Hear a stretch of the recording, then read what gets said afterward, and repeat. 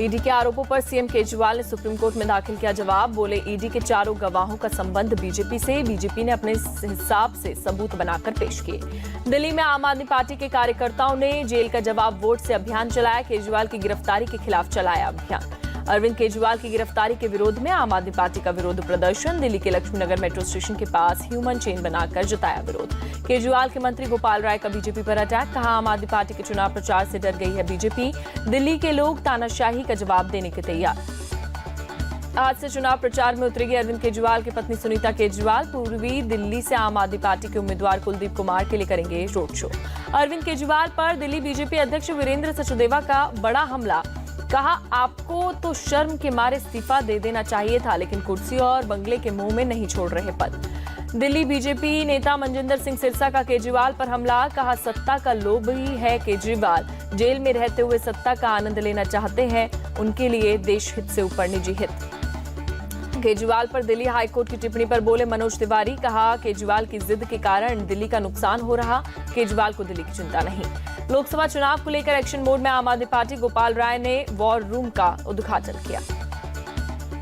आम आदमी पार्टी के विधायक अमानतुल्लाह खान को बड़ी राहत। राउज एवेन्यू कोर्ट ने 15,000 रुपए की निजी मुशल्के पर दी जमानत। वक्फ बोर्ड मनी लॉन्ड्रिंग मामले में गिरफ्तारी हुए थे अमानतुल्लाह। जमानत मिलने के बाद पार्टी दफ्तर पहुंचे आम आदमी पार्टी विधायक अमानतुल्लाह खान।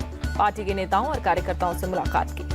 यूपी के पूर्व बाहुबली सांसद धनंजय सिंह की सजा पर रोक से इलाहाबाद हाईकोर्ट का इनकार। सजा पर अंतिम फैसला आने जमानत पर रिहा करने का आदेश। दिल्ली में सिख समुदाय के कई लोग बीजेपी में हुए शामिल। तरुण चुग और दिल्ली बीजेपी अध्यक्ष वीरेंद्र सचदेवा की मौजूदगी में ली पार्टी की सदस्यता। बीजेपी अध्यक्ष जेपी नड्डा ने कहा, सिखों के लिए अगर किसी ने सही मायने में काम किया तो वो पीएम मोदी ने किया। पीएम मोदी आज महाराष्ट्र और गोवा में करेंगे चुनाव प्रचार। शाम 5 बजे कोल्हापुर में करेंगे जनसभा को संबोधित। प्रधानमंत्री महाराष्ट्र के बाद करेंगे गोवा का रुख। शाम 7 बजे दक्षिण गोवा में करेंगे जनसभा को संबोधित। कांग्रेस की केंद्रीय चुनाव समिति की आज होगी बैठक। अमेठी और रायबरेली सहित कई सीटों पर होगा मंथन। कांग्रेस कर सकती है अमेठी और रायबरेली से उम्मीदवार के नाम का ऐलान। सीसी की रात 8 बजे होगी बैठक।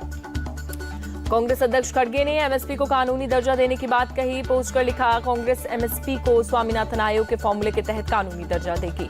कांग्रेस ने पीएम मोदी पर बोला हमला। सोशल मीडिया एक्स पर पोस्ट कर लिखा, चाइना के सामान की और मोदी की जुबान की कोई गारंटी नहीं। राहुल गांधी का कर्नाटक के बेलारी से बीजेपी पर निशाना साधते हुए नजर आए। एक खाली लोटा दिखाकर बीजेपी को बताया भारतीय चोंबू पार्टी। राहुल गांधी के बयान पर बोले गिरिराज सिंह, कांग्रेस का दुर्भाग्य है कि राहुल जैसे नेता कांग्रेस में है, उन्हें खुद ही नहीं समझ आता कि वो क्या बोल रहे हैं।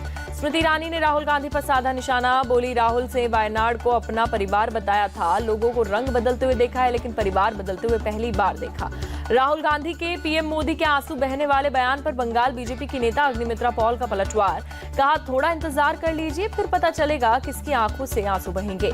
असम के मुख्यमंत्री हेमंत बिस्वा शर्मा का ट्वीट। दूसरे चरण की 5 में से 4 सीटों पर बीजेपी की जीत का दावा। एक सीट पर बहुत करीबी मुकाबले की बात कही। संजय निषाद ने विपक्ष पर साधा निशाना। बोले, विपक्ष के लिए चुनाव में कुछ नहीं बचा। पूरा देश कह रहा है एनडीए 400 नहीं 450 के पार सीट जीतेगी। हैदराबाद से एआईएमआईएम उम्मीदवार असदुद्दीन ओवैसी का डोर टू डोर कैंपेन जारी। बीजेपी की माधवी लता से है ओवैसी का मुकाबला।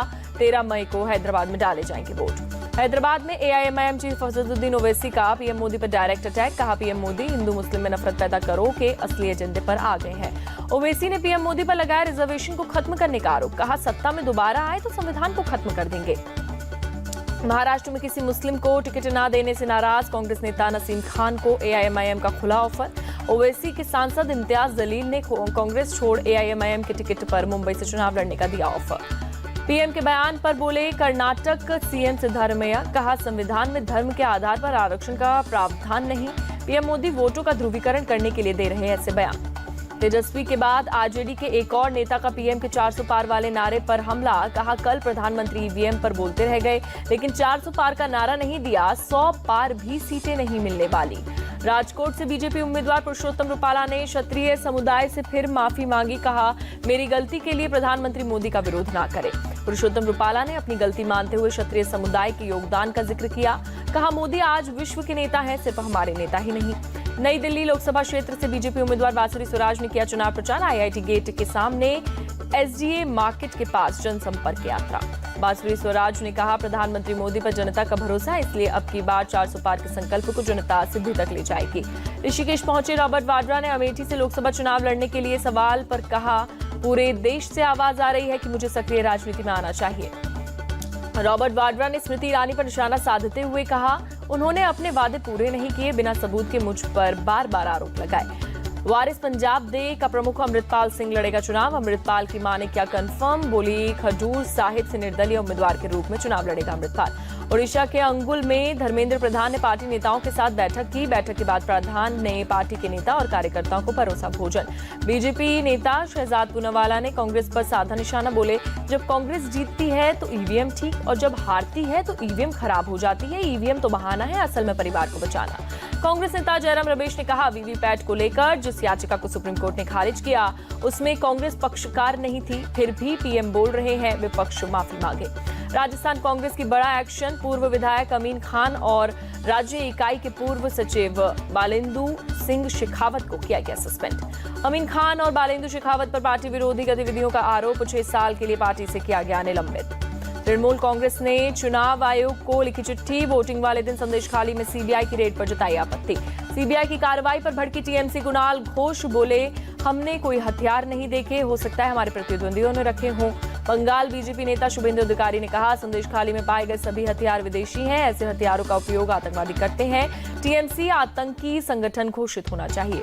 पश्चिम बंगाल के संदेशखाली में देर रात सीबीआई और एनएसजी लिया था बड़ा एक्शन। शाहजहां शेख के 2 ठिकानों पर सीबीआई ने मारा था छापा।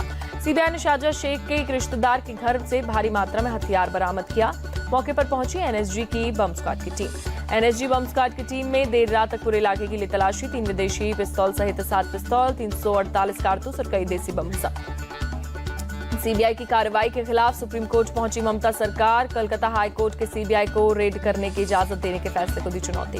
सुप्रीम कोर्ट में 29 अप्रैल को होगी ममता सरकार की याचिका पर सुनवाई। जस्टिस बीआर गवाई की बेंच करेगी मामले की सुनवाई। नैनीताल के जंगल में लगी आग बुझाने में जुटी वायुसेना। MI-17 हेलीकॉप्टर से पानी का छिड़काव किया। नैनीताल के जंगलों में लगी आग को बुझाने के लिए उत्तराखंड सरकार ने सेना से मांगी मदद। मुख्यमंत्री पुष्कर सिंह धामी बोली, जल्द से जल्द आग पर काबू पाया जाएगा। उत्तराखंड के कुमाऊं क्षेत्र में भी धधक रहे हैं जंगल। वायुसेना के हेलीकॉप्टर आग बुझाने में उतरे। नोएडा सेक्टर 62 में निर्माणाधीन इमारत की ऊपरी मंजिल में लगी भीषण आग। फायर ब्रिगेड की गाड़ियों ने बुझाई आग। सीतापुर में एक दुकान में लगी भीषण आग। स्क्रैप मार्केट में हादसा, काफी नुकसान की आशंका। आग लगने की खबर फैलते ही इलाके में मची अफरा तफरी। दमकल की गाड़ियों ने काफी मुशक्कत के बाद पाया काबू। तेलंगाना के रंगारेड्डी में एक फार्मा कंपनी में लगी आग। दमकल की 2 गाड़ियां आग बुझाने में जुटी। बिहार के दरभंगा में शादी के घर में पसरा मातम। आतिशबाजी के कारण टेंट में आग लगने से एक ही परिवार के 6 लोगों की मौत, मरने वालों में 3 बच्चे शामिल। महाराष्ट्र के वडगांव में 36 लोगों को लेकर जा रही प्राइवेट टूरिस्ट बस में आग लगी। बस पूरी तरीके से जलकर राख, लेकिन किसी यात्री को कोई नुकसान नहीं।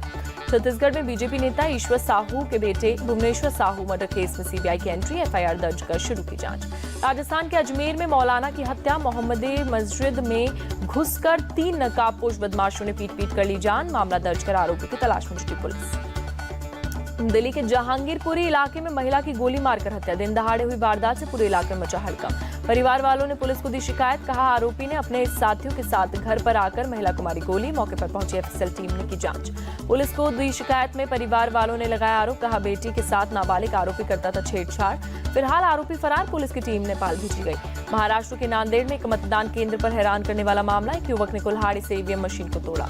पोलिंग बूथ पर मौजूद पुलिसकर्मियों ने आरोपी युवक को किया गिरफ्तार। पूरे मामले की जांच जारी।